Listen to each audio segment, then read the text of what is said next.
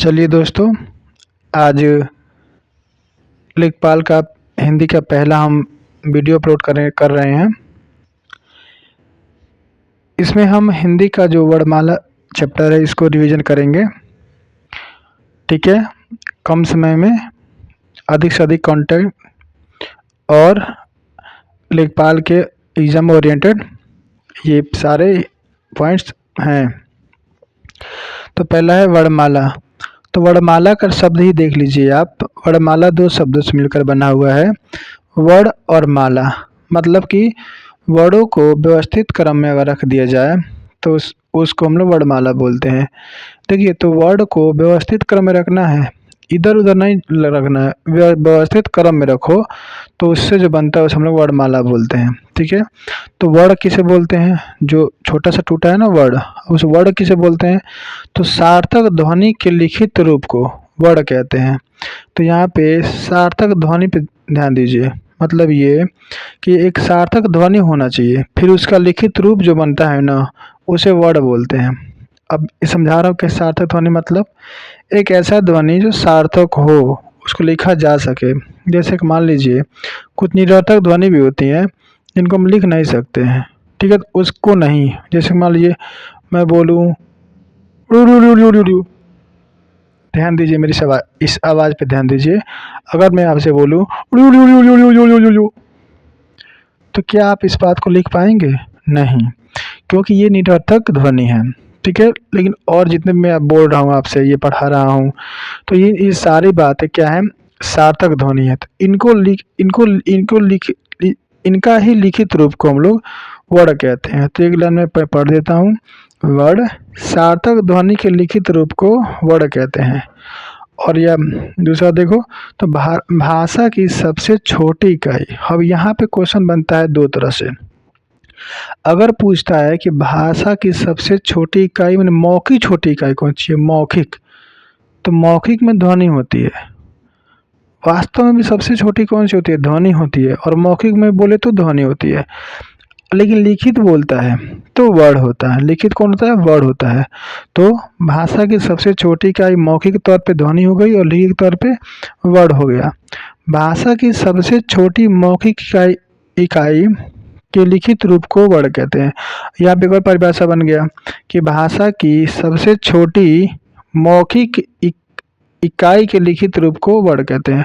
तो अभी हम बोले हैं कि पहला में क्या था कि वर्ण किसे बोल रहे थे? सार्थक ध्वनि को तो लिख रहे थे ना, तो वर्ण बोल रहे थे। और यहाँ पे लिख रहा है कि सबसे छोटी मौखिक इकाई। तो सबसे छोटी मौखिक इकाई ये ऊपर तो लिखा हुआ क्या है? मौखिक ध्वनि ही तो है।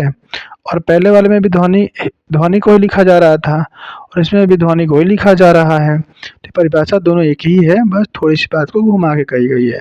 तो पहले में ये बोला गया था कि सार्थक ध्वनि के लिखित रूप को वर्ण कहते हैं, और इस वाले में बोल दिया गया कि भाषा की सबसे छोटी मौखिक इकाई। तो सबसे छोटी मौखिक इकाई होती क्या है? तो ध्वनि ही तो होती है। तो ध्वनि के लिखित रूप को वर्ण कहते हैं। ठीक है, अब देखो मित्र, अगर क्या बोलता है ना, ऐसे ही क्वेश्चन करता है और ऑप्शन में तुम्हारा ध्वनि भी है और वर्ण भी है, तो फिर क्या सेलेक्ट करेंगे? तो देखो वहाँ पे कंफ्यूज हो जाओगे। तो मित्र, अगर ऐसा पूछता है कि भाषा की सबसे छोटी इकाई और कुछ भी नहीं बोला, उसमें मौखिक नहीं बोला, लिखित नहीं बोला और कुछ भी नहीं बोला, तो हम सीधे क्या करेंगे कि वर्ण को करेक्ट करेंगे। किसको? ऑप्शन नंबर बी को। किसको? ऑप्शन नंबर बी को। ये बात आप याद रखें। देखो, ध्वनि सबसे छोटी होती है, ठीक है, लेकिन जब कुछ भी नहीं कहा है तो हम किस पे जाएंगे? बी, ऑप्शन नंबर बी यानी वर्ण पे जाएंगे। इस बात को याद रखें। अब मैं जितना भी कन्फ्यूजन हो रहा था उनको मैं एक पास लेके आपको क्लियर कर देता हूँ। भाषा की सबसे छोटी मौखिक इकाई ध्वनि, भाषा की सबसे छोटी लिखित इकाई वर्ण, भाषा की सबसे छोटी इकाई वर्ण। जो क्वेश्चन था ना अभी ये ऊपर वाला, यही क्वेश्चन था ना कि भाषा की सबसे छोटी इकाई वर्ण, बिना कुछ कहे बोले तो भी वर्ण ही होगा। और भाषा की सबसे छोटी सार्थक इकाई की बात कर रहा है। क्या?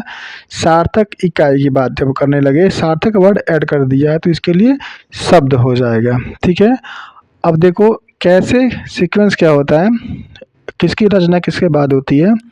तो सबसे पहले ध्वनि आती है, मुंह से हम लोग बोलते हैं ना ध्वनि, वो ध्वनि उत्पन्न होती है और उस ध्वनि से वर्ड बनते हैं, वर्ड से शब्द बनता है, शब्द से पद बनता है और पद से वाक्य बनता है और बहुत सारे वाक्य मिला के तो जानते हैं आप लोग एक भाषा का निर्माण होता है। इस तरह से ध्वनि, वर्ड, शब्द, पद, वाक्य और भाषा, ये सीक्वेंस है क्रम से। ठीक है, अगला वर्ड टॉपिक क्या आ रहा है मित्रगण? अक्षर। क्या है? अक्षर। तो अक्षर में ही देख लीजिए ना, गौर से देखिए, अक्षर मतलब जिसका क्षरण न हो, तो लिखा भी हूं मैं, जिसका क्षरण न हो उसे अक्षर बोला जाएगा। ठीक है, और साथ ही में एक ही श्वास में उच्चारण होने वाला हो, मतलब एक ही सांस में आप उसका उच्चारण कर लीजिए, ठीक है, उसको अक्षर बोलते हैं। जिसका क्षरण ना हो और एक ही श्वास में वो उच्चारित होने वाला हो उसे अक्षर बोलते हैं। जैसे देखिए, हा, ना, आ। तो जो भी हा, ना, आ है, आप बोल के ट्राई करिए, देखिए एक ही सांस में आप बोल जाओगे। ठीक है, और स्वर सहित व्यंजन, स्वर, ये सारे क्या हैं? अक्षर हैं, वर्ड। अब देखो वर्ड क्या होता है ना, दो चीज मिलकर बनता है, स्वर और व्यंजन। किससे? स्वर और व्यंजन। तो स्वर की संख्या 11 है। यहाँ कंफ्यूज मत होना भाई, ये हिंदी में 11 होती है। ठीक है, मैं फिर बता दे रहा हूँ, हिंदी में कितना होता है? 11 होता है। ठीक है, और व्यंजन, देखो व्यंजन तो वैसे 40 जाएगा, कितना? 40। लेकिन हम जो यहाँ व्यंजन लिखे वो मूल व्यंजन की बात कर रहे हैं, मूल, और भी जुड़ेंगे और जुड़ करके कुल मिला के 40 हो जाएगा और एक स्वर 11 हो जाएगा। तो कुल मिला के हमारे वर्डों की संख्या कितनी होती है? 52। 52 और एक और ठीक है दोस्तों, तो कुल वर्डों की संख्या 53 होती है। देखिए मैं नीचे लिखा भी हूँ, कुल वर्डों की संख्या 53 होती है। कैसे? तो जो मूल होता है वो 33 होता है, 7 और ऐड होते हैं, अभी मैं आगे दिखाऊंगा आपको, सब्र करिए। कुल मिला के व्यंजन व्यंजन सिर्फ 40 हो जाते हैं और 11 स्वर होते हैं और दो, ठीक है, तो 11 स्वर होते हैं और साथ में 2 आयोगवाह होते हैं। क्या होते हैं? आयोगवाह होते हैं, जैसे कि अनुस्वार और विसर्ग, ये 2 आयोगवाह है। तो इस तरह से कुल मिला के वर्डों की संख्या 53 हो जाती है। एक बार फिर देख लो, मूल 33, ठीक है, और 7 और भी ऐड होते हैं, तो कुल मिला के 40 हो गया, और 11 स्वर और 2 आयुगवाह। ठीक है, आयुगवाह किसे बोलते हैं? तो जो किसी के साथ युग को वहन नहीं करता है फिर भी हम जिनका प्रयोग वर्णमाला में करते हैं उसे आयुगवाह कहते हैं। ठीक है, जो किसी के साथ योग का वहन नहीं करता फिर भी हम जिनका प्रयोग वर्णमाला में करते हैं, जैसे कि अंग, अह, ये जो 2 होते हैं ना, ये आयुगवाह में आते हैं। जो अंग होता है ना वो अनुस्वार होता है, उसको क्या बोलते हैं? अनुस्वार। और जो अह होता है उसे विसर्ग बोलते हैं। इस तरह से ये दोनों आयुगवाह कहे जाते हैं। तो अगर कोई पूछ ले आयुगवाह कौन कौन से होते हैं तो आप बता दीजिएगा, अंग और अह, और एक वर्ड में बोलिए तो आयुगवाह बोलते हैं, इस तरह से। ठीक है, तो एक बार याद रखिए कुल वर्डों की संख्या 53 है और कैसे है हमने समझाया है। यहाँ देख लीजिए स्वर कितने हैं? 11। ये तो बचपन से पढ़ते आ रहे हैं, अ, आ, ई, उ, री, ए, ओ, ओ, ओ, ठीक है, ए, ओ। इस तरह से स्वरों की संख्या 11 होती है। ठीक है, और आयोगवाह 2 होती है, अभी हमने बताया आपको। एक अनुस्वार जो अंग होता है और विसर्ग और अह होता है। ठीक है, अब देखिए व्यंजन, अभी मैं आपको बताया था ना, तो काउंट करवा देता हूँ कैसे होता है। 40। देखिए तो पर नाम देख लीजिए, वर्गीय व्यंजन, एक होता है वर्गीय व्यंजन, उष्मी व्यंजन, अंतस्थ अंतस्थ व्यंजन, संयुक्त व्यंजन, उच्छिष्ट व्यंजन और एक होता है विशिष्ट व्यंजन। तो एक बार नाम देखिए, वर्गीय व्यंजन, ऊष्मीय व्यंजन, अंतःस्थ व्यंजन, संयुक्त व्यंजन, उच्छिष्ट व्यंजन और विशिष्ट व्यंजन। तो वर्गीय व्यंजन होता है ना, उसका एक और नाम होता है स्पर्शी व्यंजन। अगर कोई पूछ ले कि वर्गीय व्यंजन का कोई और नाम क्या है तो आप बता दीजिएगा स्पर्शी व्यंजन है। आप लिख लीजिए कहीं पेन से अपने नोट्स में कि स्पर्शी व्यंजन ही वर्गीय व्यंजन होता है।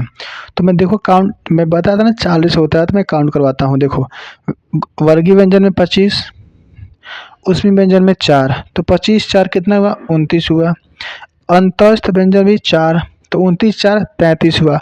और यही तीन मिलाकर के मूल होते हैं 33। ठीक है, यही वर्गीय व्यंजन, उसमें व्यंजन और अंतःस्थ व्यंजन, यही तीन मूल होते हैं और इनकी संख्या 33 होती है।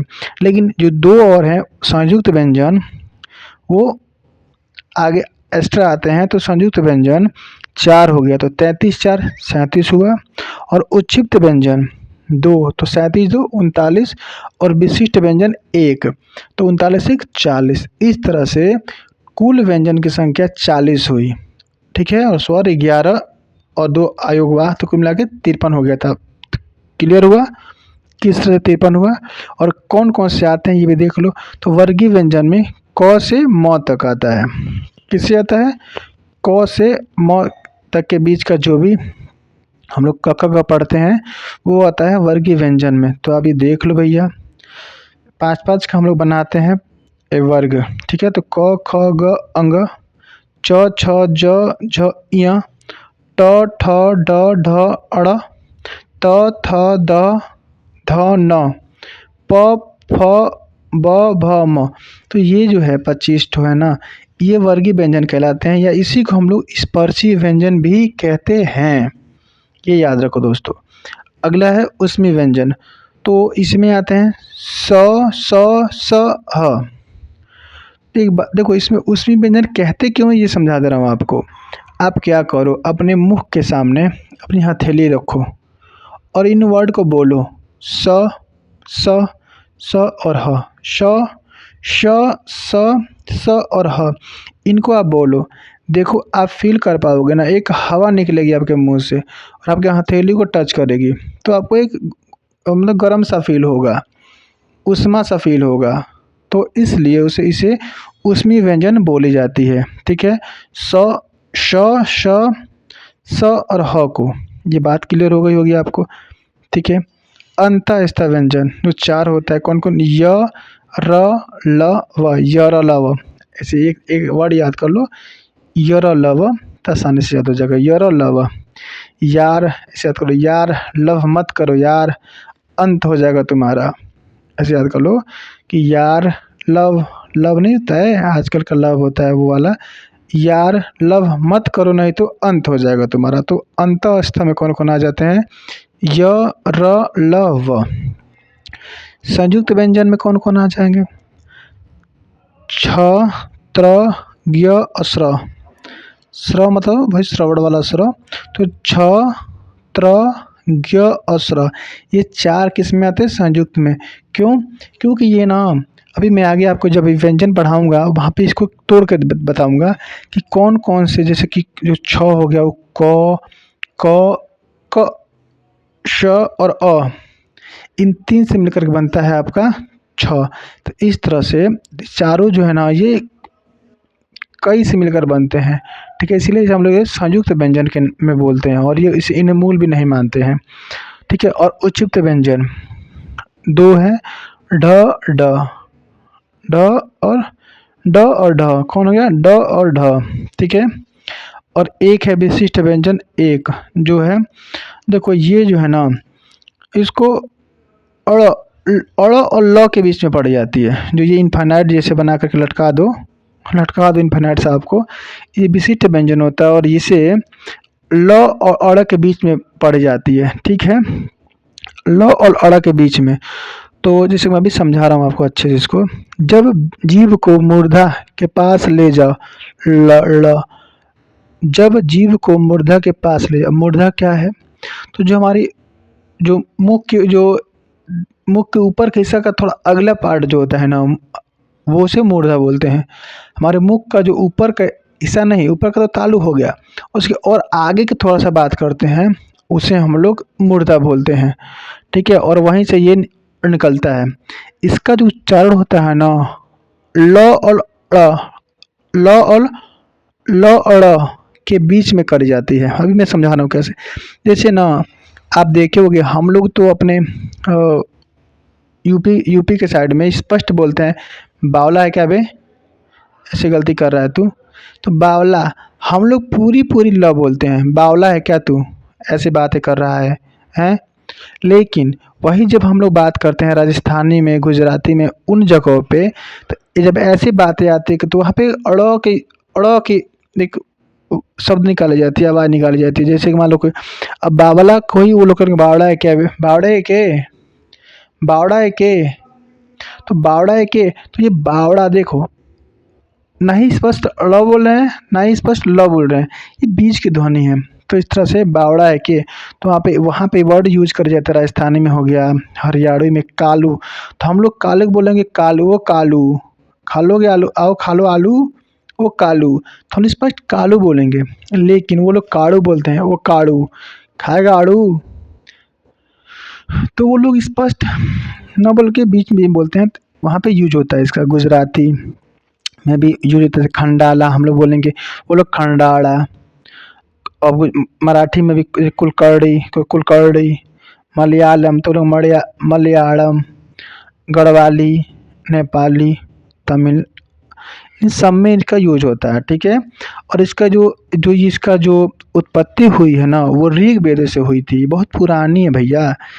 अभी अपना अपना रूप दिखाया हुआ है, यह बहुत पुरानी है। सियरा हुए है रहुआ झरले है, ऐसे बोला जाता है ना। तो ये ऋग्वेद में इसका यूज होता है, बहुत ज़्यादा हुआ है। अगला देखिए, अब आता है हमारा स्वर। ठीक है, तो दोस्तों हमारा ये ज़्यादा बड़ा हो जाएगा, तो इस तरह से हमने अभी आज स्टार्ट कर दिया है वर्णमाला, और कल हम आपको शुरुआत करेंगे स्वर, और एक चैप्टर में हम लोग स्वर को ख़त्म करेंगे। इस तरह से हमने जितना समझाया आपको समझ में आया होगा। और अगर कोई अपना फीडबैक देना है, या जो भी चीज़ समझ में ना आई हो, तो उसको आप कमेंट बॉक्स में मुझे बताएं, ताकि मैं उसको और अच्छी तरह से आपको समझा पाऊँ, और आपका जो भी डाउट हो उसको क्लियर करने की कोशिश करूँ। ठीक है, जय हिंद, जय भारत दोस्तों।